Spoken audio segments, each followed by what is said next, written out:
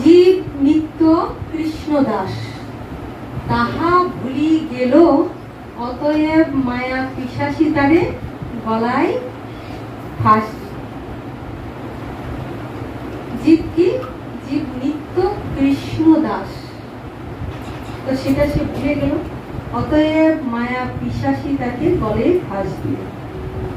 তো মায়া পিশাচী তার গলায় ফাঁস দিতে পারত না, যেহেতু সে সেটা ভুলে গেল।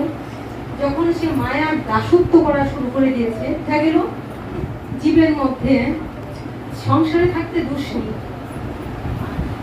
বলছে, বলে দয়া ভালো, মায়া হলে সর্বনাশ।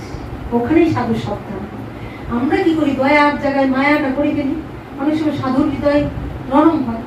তা আজ যদি এই যে পরিক্রমা করছিলেন, নাম করছিলেন, তা তাকে দেখে কিন্তু সেও পরিক্রমা শুরু করে রাত জাগতে লাগলো, ঘুরতে লাগলো। এবার সে যদি সেটা বন্ধ করে, হ্যাঁ মাগো বলো কি করবো, তাইলে কিন্তু তার সর্বনাশ।